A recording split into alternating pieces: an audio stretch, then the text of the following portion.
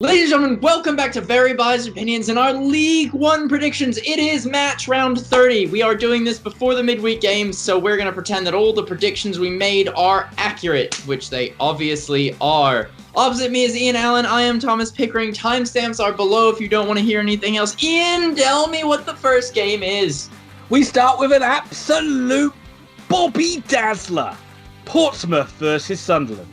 This is probably the last thing either of these sides wanted. Two of the form teams in the league having to come up against each other. Quite possibly at the end of the season, they may be playing off for a final playoff place unless their insane winning runs continue and they jolt even further up the table. This is going to be a hell of a match, hopefully. You want to really hope that this will encapsulate League One in its complete insanity and there will be goals. And as such, Ian, I am predicting goals, but I am refusing to predict a draw. Because despite everything my brain tells me that this will play out to a 1-1 draw, I am predicting Portsmouth 4, Sunderland 3. Wow, what a start. What a start. Yep, you summed it all up. Two sides in great form, but I don't think they'll be saying they don't want to play each other. I think they'll both be really looking forward to it. Should be a great game. Full house down at Fratton Park. Pompey in amazing form. Got through to the 5th round of the FA Cup. Well done to them.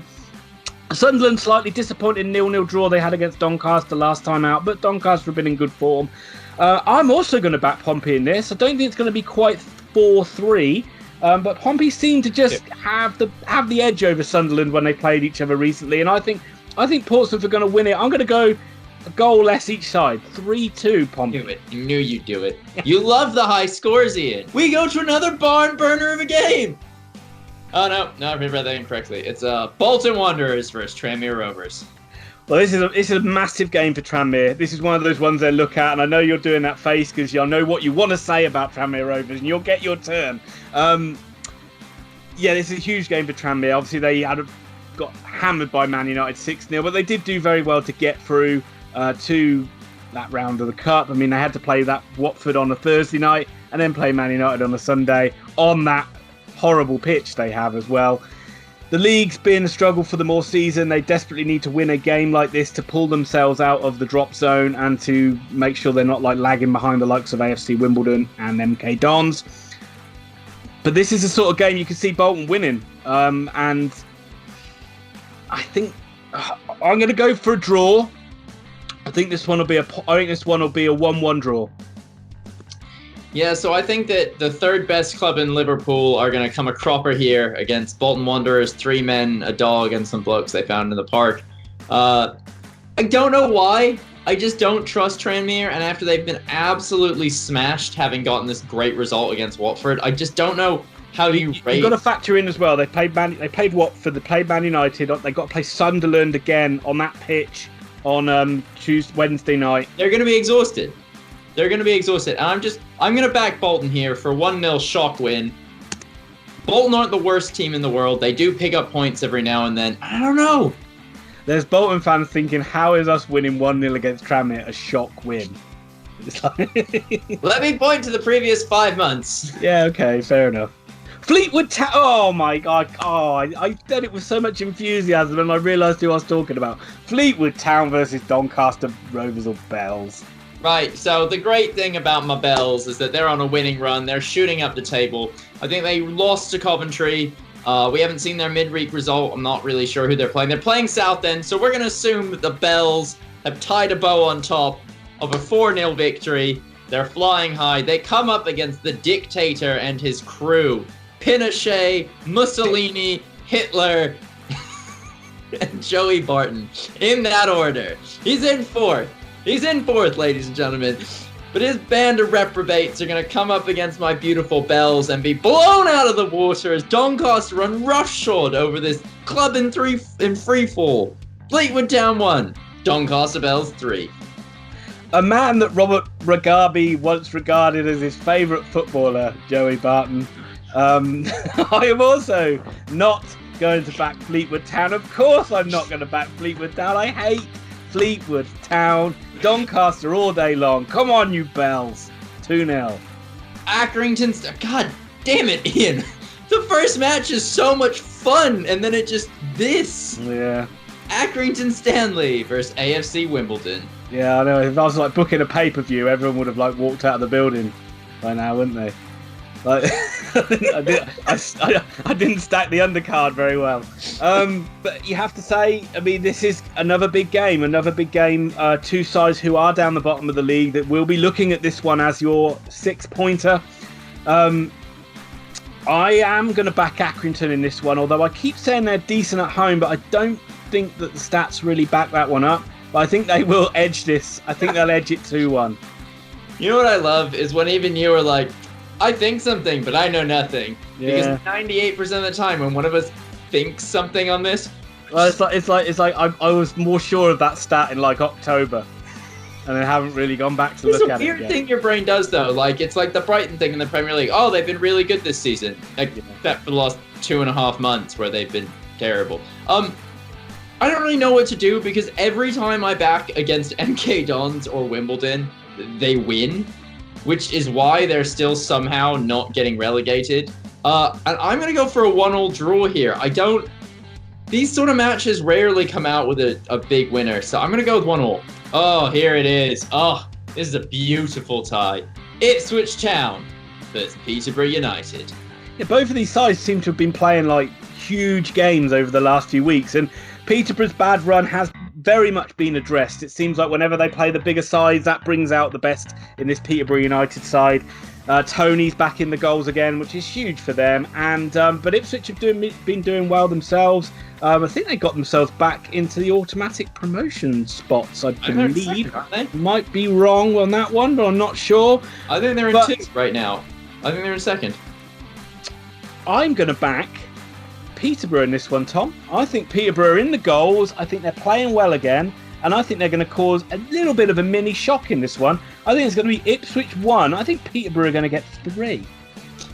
Well, Ian, I concur. 3-1. Okay, everybody, we're about halfway through this video, so it's about time that we say thank you to each and every one of you. We appreciate all the support that everybody gives us on this channel. If you do like the videos, please continue to hit that like button. That helps us so much. And also, if you like the content and you haven't subscribed yet, then please think about subscribing and hit that notify bell so you don't miss out on any future videos. As like all of our videos, we're in association with Grandstand Bettors. If you like sports betting, just go over to Grandstand Bettors and win yourself some money. It's Super Bowl weekend. They'll have a ton of great offers in there. They have so many picks for so many different sports. Just go over and check them out. Curling. That'll do it for this promo. Remember, once again, thank you very much. Please leave loads of comments down below. Remember, the timestamps are down in the description as well. And Thomas, lead us into the next match. Top of the table, Rotherham United host Burton Albion Football Club. Well, I don't know what you're going to do for this one because you usually like to back Nigel Clough's side. And it wouldn't be the most amazing shock if they did go to Rotherham and win. But Rotherham had a bit of a bad result the other week, I think. I think they came a cropper and... who did they lost 2-1, didn't they, I think? They lost 2-1 to the Peterborough United. There you go, you see. But other than that, they have been in really good form and scoring a lot of goals. Burton make it difficult for everyone, so I don't see a ton of goals in this one, but I think Rotherham will be just too strong. 2-0 win. Yeah, I'm going to go 1-0 win. Burton have played really well. They are on a great run. They've shot up the table. Rotherham might just be that sort of club that you don't want to run into, though. They've been really strong this year. That run that they were on until they lost to Peterborough was like 8 straight wins.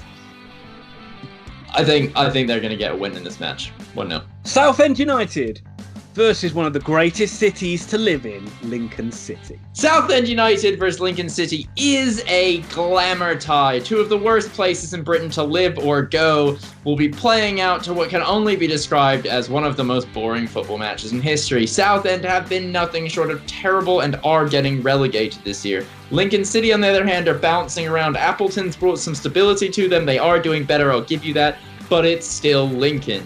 As such, a monkey on stilts could beat Southend 2-1 to Lincoln City.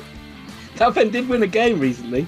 Quite bizarrely, they won a match. What is that I backed them to win it as well. I did back them to win and they won. Go over the Grandstand bettors, folks, and put money on Lincoln to be an outside bet to getting in the playoffs, because they are a team on the rise. Appleton's really got them playing well. Very, very solid. Very, very tough to beat side now. Don't concede a lot of goals. As you've already said, Southend United are terrible.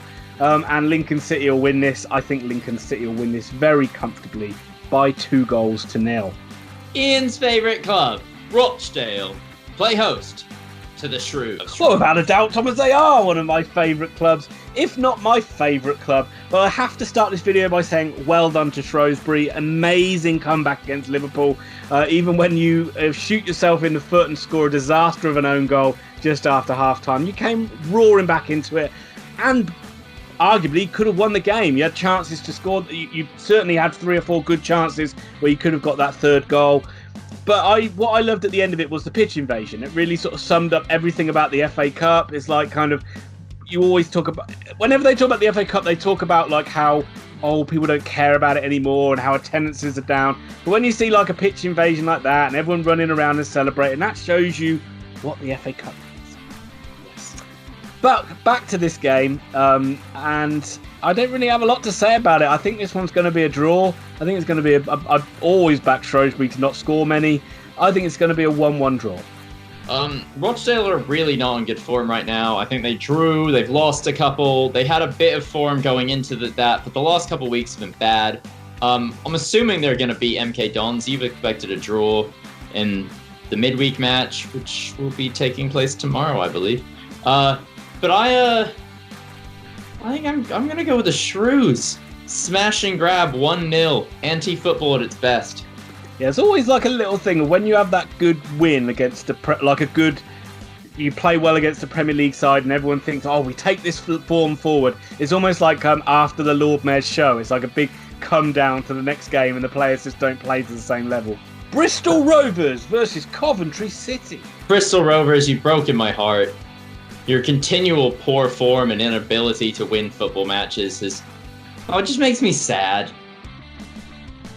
Yeah. Look I'm happy. singing "Don't Go Breaking My Heart." Coventry, on the other hand, have been nothing short of brilliant all season. They are a form club right now. They're playing excellently. They're up there. I think they're in 4th place. I got Coventry to win this one 2-0. So just going to touch on Coventry's game against Birmingham City where they drew 0-0 in the FA Cup. And then they obviously got a replay. It's in the same stadium and everyone's laughing about, they're just going to have to swap changing rooms and stuff like that.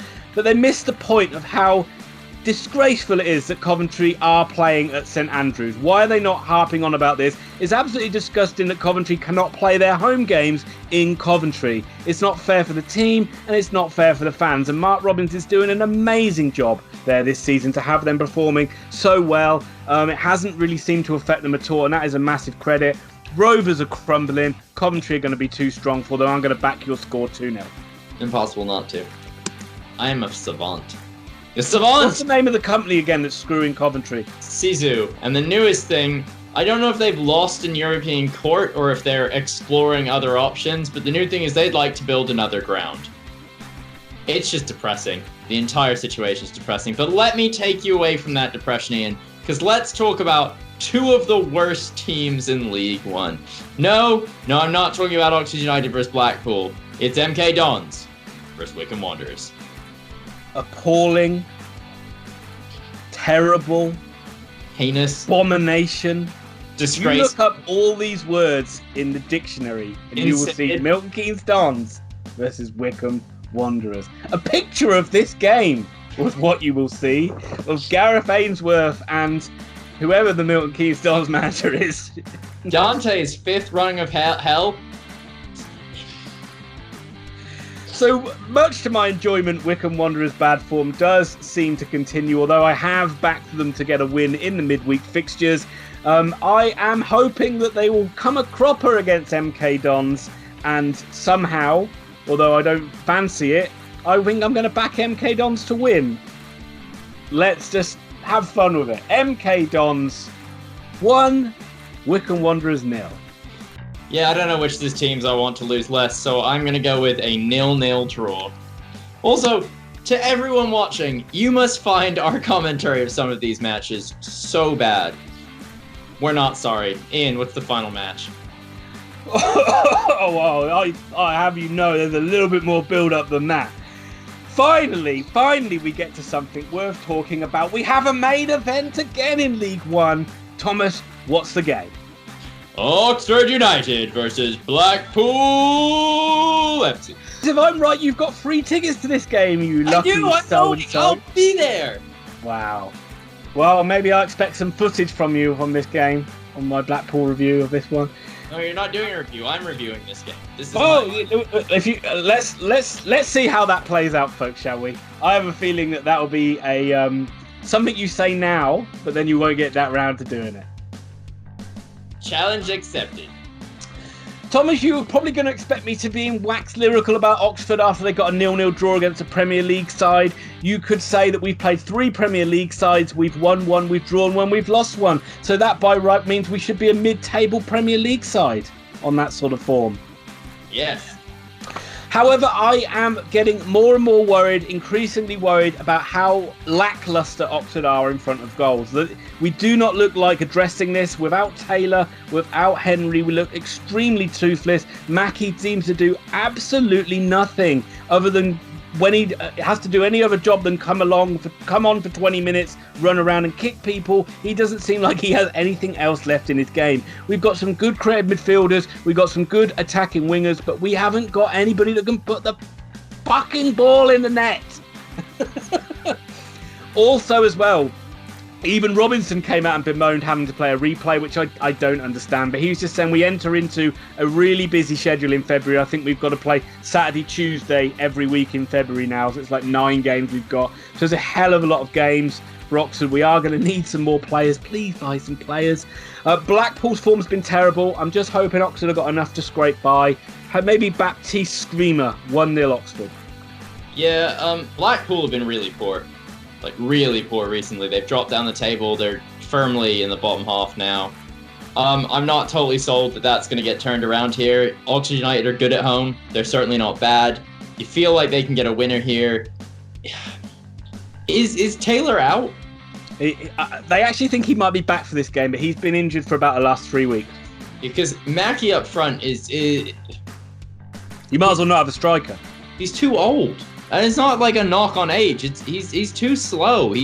I think to take a little bit of criticism away from Mackie, I think the system Oxford play doesn't help him. If you played if you found a way you could play 2 strikers up front, I think it'd be more effective. Play 2 strikers up front, it'd be fine. But then at the same time, like, they can't change what was an incredibly good winning formula because they're down to 1 striker. Like, Jamie Mackie was a Premier League striker. You'd think he could try and fit in here, but that's neither here nor there. I've got Oxford winning this 2-0. I think they're a stronger team than Blackpool, and I don't think at the end of the day Blackpool are going to be able to win it. Tom, last year I watched Oxford play Blackpool at home, and you can probably click on a link to see that video. I watched it with both of my brothers. It was one of the coldest and wettest and windiest games I've ever been to, and Oxford won it 2-0 with 2 really scruffy goals. I would love that to happen again. I would rather they win with 2 crappy goals from set pieces than someone scoring a screamer. Just because we just haven't scored those goals in such a long time.